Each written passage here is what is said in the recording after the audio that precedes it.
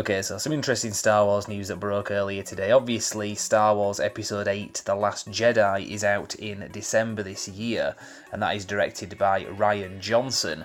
The next Star Wars film that is an episodic Star Wars film, I'm excluding any of the anthology movies from this conversation, just to make things easier. The next episodic film would be Episode 9, which is out in 2019, so... recently we had the announcement that Colin Trevorrow is no longer directing that, and today we've had announced, as you can see here, J Abrams is returning to Star Wars to direct Episode 9. To put this in context, J Abrams directed Episode 7, The Force Awakens, that came out in 2015. Now, from a business point of view, obviously no-brainer. That film did very well, The Force Awakens, in 2015. It was a big success critically and more financially successful. So it's kind of a no-brainer from a business point of view bringing him back. Now, from a fan point of view, as a Star Wars fan, but also as a general moviegoer, I think it's a good idea because I enjoyed Episode 7 myself. Now, beyond that, there are some concerns I've heard in the fan community today. I was watching Collider before and they made a point, and I can sort of see where they're coming from. J Abrams is very good at establishing things and setting things up, but he's also quite known for not following up on things quite as brilliantly. For example, Star Trek in 2009, he directed that. Great setup for the new franchise kind of reboot. Its follow-up in 2013 with Into Darkness wasn't as well received. I mean, I personally thought it was quite good, but even I can say it was a bit of a departure from the first one that they did. So there are other examples as well, even not just in movies, but also just in a single movie such as Mission Impossible 3. I've heard this be said before, and again I agree with it. The film starts out great, but it just kind of dwindles a little bit, almost like it's good at setting itself up, but then it just kind of falls away. So some of the concern here is obviously that that's going to happen with J Abrams coming back, having set things up quite well in The Force Awakens. There is some doubt as to whether or not he's going to deliver as well.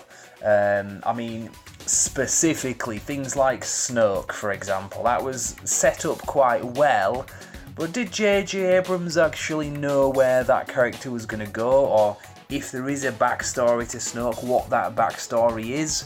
If Snoke turns out to be somebody like, I don't know, Mace Windu, which is a ridiculous theory, for example, or something like that.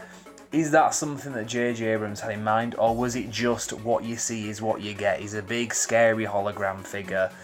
I suspect that is the case, that he just set that up and said, right, makers of Episode 8 and 9, you deal with this, I'm starting this. Same with things like Rey. Obviously, she's got a background at the moment, we don't know what that is. Did J Abrams have something specific in mind that he said this is where you've got to take the story, or did he just set that up for someone else to just fill in the blanks? Because now he's going to have to fill in those blanks potentially if these aren't followed up in Episode 8. And these are just a couple of examples. We will see down the line how this plays out. I personally have got faith. I'm kind of going over some of the concerns here, but I'm just addressing it because it's been addressed elsewhere and offering my thoughts on this. I personally think he'll do a good job. There's some of the discussion as well that it's the safe thing to do, but do we want to just have a safe Star Wars film, or do we want to really take it to some kind of unfamiliar territory for Star Wars fans? Because it seems like Episode 8 is actually doing that. So if Episode 8 takes us to some unfamiliar territory, for example, if Luke Skywalker's got a dark side to him, we haven't seen that before, not really. Will it then go back on that if J Abrams directs the film after that, because he is, of course, the safe Star Wars filmmaker? Who knows? I mean, this is all speculation at this point. I mean, he's writing this thing as well, so we will see.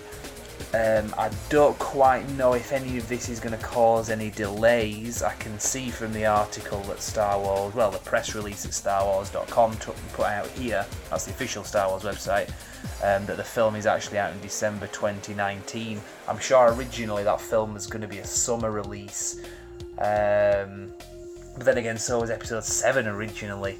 So we'll see beyond that. Like I said, I don't really have much else to say. I mean, this is all kind of theory, not really based on much other than J Abrams' reputation and my thoughts of him as a filmmaker. So I'll leave it there. Brandex Reviews, you can follow us on Facebook, obviously YouTube and Instagram.